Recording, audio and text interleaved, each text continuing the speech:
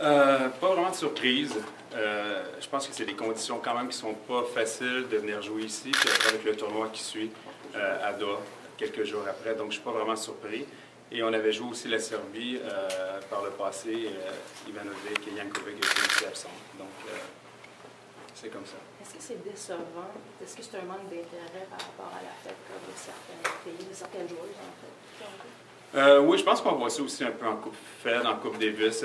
Les grandes vedettes ne sont pas toujours là pour représenter leur pays.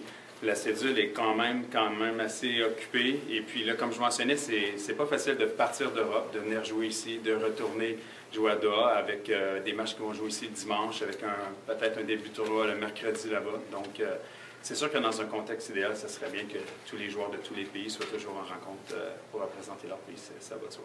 Même si vous avez pour le Canada d'avoir quelqu'un d'aussi haut classé, est-ce que ça change le plan de match?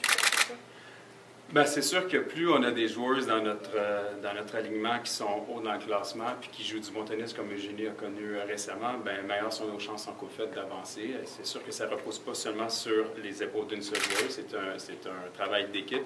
Mais évidemment, je pense aussi que pour l'intérêt du public, c'est intéressant d'avoir des filles qui jouent à un niveau comme Eugénie a joué récemment. On l'a tous vu, je pense, on l'a mentionné par le biais de la télévision en Australie, mais là, ça va être possible de la voir en direct. Alors, Eugénie, c'est une joueuse qui, l'an passé, qui n'était pas classée comme elle est en ce moment, mais qui a été tout le temps extraordinaire en Coupe Fed. Elle est très patriotique, elle joue avec énormément d'assurance, beaucoup d'émotions pour son pays. Et ça, mais je pense que pour tout capitaine, c'est intéressant d'avoir des joueuses comme ça dans son alignement. C'est très différent, justement, à cause de tous des succès de Eugénie Bouchard à Melbourne, entre autres. Il y avait 1000 personnes, je ne me trompe pas, ici, ou peut-être un peu moins lors de la Fed Cup. Parle-moi du fait que j'imagine que tu t'attends à une réception complètement différente cette fois-ci. Oui. Oui, je pense que, en fait, c'est les bienfaits d'avoir quelqu'un qui a des résultats comme Eugénie a eu avec l'exposure pour le tennis. Alors, je pense que oui, je pense que les gens vont être contents de venir appuyer Eugénie. Le Canada, la Coupe Fed contre la Serbie dans une rencontre qui est importante parce que pour nous, ça nous permet après d'accéder au groupe mondial 1. Puis, écoute, en Australie, elle avait des supporters pour elle. Ça veut dire que c'est sûr qu'on s'attend qu'au Canada, ça va être la même chose. Vous attendez-vous à une nouvelle armée? Peut-être, je ne sais pas. On s'est fait prendre par surprise en Australie. On ne s'attendait pas à ça parce que son premier tour, c'était sur le terrain 15. C'est à peu près le terrain le plus loin qu'il y a là-bas. Et puis, quand on est arrivé sur le terrain, Eugénie, en premier lieu, de voir tout ce monde-là, ils se sont mis à chanter et puis tout ça. Donc, je pense pas qu'ils vont faire le voyage parce que c'est des Australiens, mais il y a peut-être des gens qui vont décider d'un peu les imiter. Oui, c'est possible. Qu'est-ce que tu peux nous dire sur les joueurs serbes, particulièrement Jovanovski, qui est leur meilleure joueuse de 5 qui va venir ici? Oui, bien, je comprends un peu les gens peut-être de penser que comme Ivanovic ou Jankovic ne sont pas là, que c'est une équipe diminuée. Sur papier, on ne peut pas le dire autrement. Effectivement, c'est le cas. Mais lorsqu'on les a joués la dernière fois, il n'y avait pas Jankovic, il n'y avait pas Ivanovic et on a perdu. Donc, Jovanovski, elle a joué contre Eugénie cet été sur gazon, tout juste avant Wimbledon. Elle a vaincu Eugénie. Donc, elle a joué par le passé Alexandra. Elle a vaincu Alexandra. Donc, pour moi, c'est pas du tout dans la poche. Il va falloir jouer les matchs en Coupe Fed. Et puis, leur joueuse numéro 2 aussi peut bien jouer. Donc, on verra. Mais c'est sûr que c'est une équipe diminuée, mais qui est quand même très compétitive. Sylvain, on parle beaucoup de génie, mais comment comptes-tu utiliser les autres joueuses de l'équipe? Bien, la Coupe Fed, c'est un travail d'équipe. Alors, c'est sûr que je comprends, là, il y a beaucoup d'engouement pour Eugénie, c'est normal, mais c'est un travail d'équipe. Puis, il y a Alexandra qui revient, qui joue bien.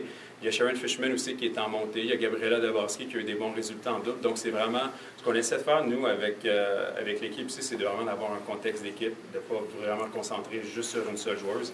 Et puis, je pense que tout le monde va avoir à faire sa part pour que ça se passe bien, même avant que les matchs commencent, parce que ça se gagne à l'entraînement, en préparation, et ainsi de suite. C'est le retour de Bosnia. Oui, peut-être. On a eu des bonnes équipes aussi par le passé parce qu'Alexandra a joué à un très bon niveau. Il y a Rebecca Marino aussi, à un moment donné, qui était bien classée. Mais je pense que là, il y a de la profondeur en simple et aussi, c'est qu'on a des joueuses qui jouent bien en double, ce qu'on n'avait pas par le passé. Parfois, on avait peut-être Alexandra qui jouait très, très bien en simple, mais en double, on était... Là, je dirais que c'est... Si on regarde le numéro 1 simple, le numéro 2 en simple, le double, ouais, probablement que c'est la meilleure équipe depuis très longtemps.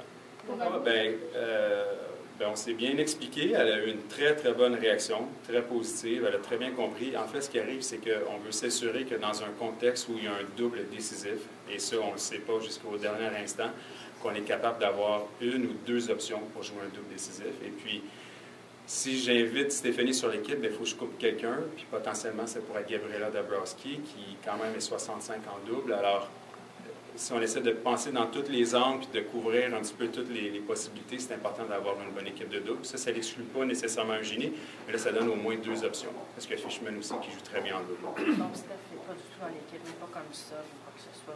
Non, alors, non, ben on pourrait avoir des filles, inviter des joueurs supplémentaires pour s'entraîner, puis tout ça, mais il y a un seul terrain, hein, au Centre Claude Robillard. Déjà, ça va être un peu difficile de gérer ça, qu'il faut partager avec la Serbie.